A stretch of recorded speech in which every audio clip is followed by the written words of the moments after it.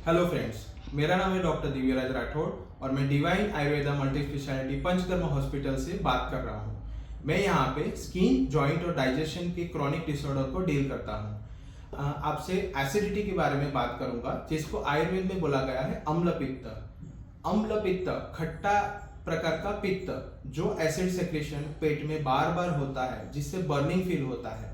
वो disorder gradually इतना बढ़ जाता है कि पेशेंट को खट्टा तीखा थोड़ा सा भी खाने से उसको रिफ्लक्स आने शुरू हो जाते हैं और पेट में बार बार डेली बर्निंग होता है। वो एक बहुत क्रॉनिक डिसऑर्डर में कन्वर्ट हो जाता है। तो एसिडिटी जो है वो लाइफस्टाइल में अब हो गई है। बहुत लोग ऐसे बोलते हैं कि मेरे को 10 साल से एसिडिटी है, 5 साल से एसिडिटी है, और कितना भी परहेज करो, कितना भी टैबलेट्स खाओ, एसिडिटी मिट नहीं रही है। तो उसका रीजन मैं आज आपको शेयर करता हूँ।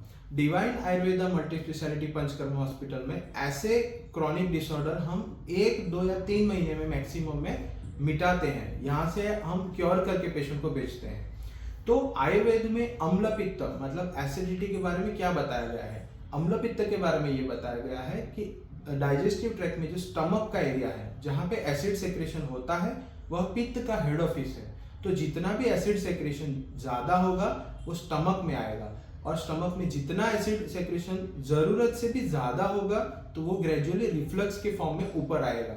जितना एसिड ऊपर आएगा तो ऊपर क्या है? इसोफेगस है और अपना माउथ है। तो मुंह में पानी आ जाना बार बार एसिड के कारण, रिफ्लक्स के कारण इसोफेगस में अल्सर हो जाना, गैस्ट्रिक अल्सर हो जाना, इसोफेजल वेराइसिस हो जाना, एसिड सेक्रेशन इतना ज्यादा हो कि फिर हाइएटस हर्निया में कन्वर्ट हो जाना, गैस्ट्रिक अल्सर होना। एंडोस्कोपी जब करते हैं तब पता चलता है कि अन्न नली यानी इसोफेगस में कितना डैमेज हुआ है, स्टमक में फंडस एरिया में कितना डैमेज हुआ, अल्सर कहाँ कहाँ हुए हैं। तो डायग्नोस्टिक जो भी इन्वेस्टिगेशंस है उसके बाद पता चलने के बाद भी जब गैस्ट्रिक अल्सर हो जाता है, उसमें भी आयुर्वेद से 1-1.5 महीने में गैस्ट्रिक अल्सर मिट जाते हैं। अम्ल पित्त वो बेसिकली पित्त का रोग है और वो एक प्रकार का हीट है जो स्टमक एरिया में है। वो हीट सिर्फ स्टमक एरिया में नहीं रहता है। वो पित्त जितना बढ़ेगा तो वो कन्वर्ट होता है माइग्रेन में, वो कन्वर्ट होता है बार बार उद्गार आने में, खट्टी डकार आना। खाने के बाद जब कोई पेशेंट जब सोता है, लेट जाता है, तो कई बार बोलते हैं पेशेंट कि हमको रिफ्लक्स आ रहा है, मुंह में पानी आ जाता है। वो सिचुएशन बोलते हैं GERD, gastro oesophageal reflux disease, GERD। Sphincter जब यहाँ पे ढीला हो जाता है, जो सॉफ्ट हो जाता है, तो एसिड सेक्रेशन के कारण यह एक ऐसी कंडीशन हो जाती है जिसमें पेशेंट खाने के बाद लेट नहीं पाता, उसको रिफ्लक्स आने शुरू हो जाते हैं। हम यहाँ हॉस्पिटल में ऐसे क्रॉनिक एसिडिटी को कैसे मिटाते हैं? तो उसमें हमारा 2 अप्रोच रहता है। एक तो आयुर्वेद चिकित्सा पद्धति में निदान परिवर्जन बोला है। निदान मतलब पॉजिटिव फैक्टर। तो एसिड सेक्रेशन क्यों होता है बार बार?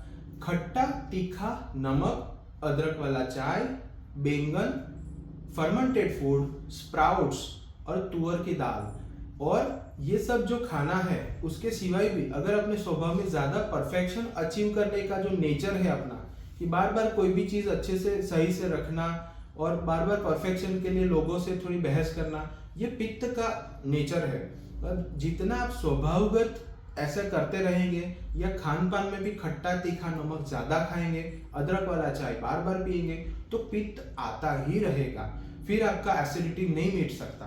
तो आयुर्वेद में जो बताया गया है कि निदान परिवर्तन मतलब जो पॉजिटिव फैक्टर है उसको आपको बंद करना पड़ेगा।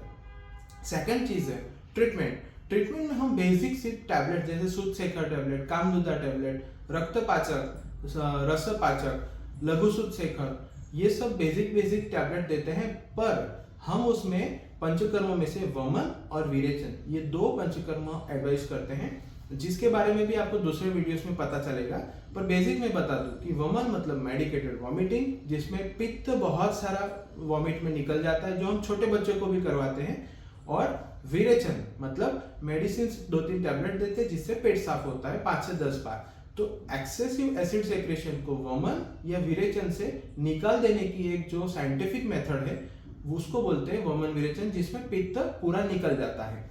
उसके बाद बेसिक हम रसायन चिकित्सा देते हैं, जिसमें आम्ल की रसायन है, कामधुदा है, स्वर्ण शुद्ध शेखर है, ऐसी कुछ टैबलेट्स कि जो बाद में एसिड सेक्रेशन को नॉर्मलाइज रखती है। अम्ल पित्त यानी कि एसिडिटी इतना क्रॉनिक डिसऑर्डर है कि वो सिर्फ एसिडिटी तक नहीं रुकता, वो पूरी बॉडी में ब्लड इम्प्योरिटी करता है, हाथ पैरों में जलन करता है, बार बार पसीना आना, फिर माइग्रेन में कन्वर्ट होता है, फिर वही ज़्यादा एसिड सेक्रेशन जब फीमेल्स में मेंसिस होता है तो मेंसिस में जो ब्लीडिंग होती है उसको भी बढ़ा देता है।